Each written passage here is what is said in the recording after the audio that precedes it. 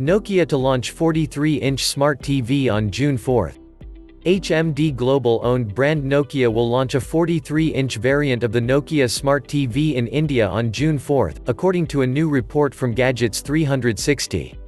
The company's latest addition to its smart TV lineup will join the ranks of the 55-inch smart TV it launched late last year. HMD Global has also reportedly confirmed to Gadgets 360 that the TV will be priced under Rs. 34,000 and will go on sale exclusively on Flipkart. While we don't yet know much about the upcoming smart TV from Nokia, these details do seem believable. Also, it's noteworthy that the company's 55-inch variant was priced at Rs. 41,999 at launch, so the price point for the 43-inch variant seems right too.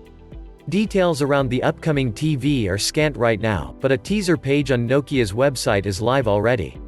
Based on that, the 43-inch TV will come with JBL sound as well, similar to the more expensive 55-inch option.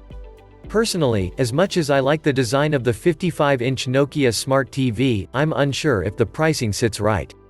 Especially in a market like India where similar-sized Android TVs are priced way lower than this. Realme's recently launched Smart TV is priced at Rs.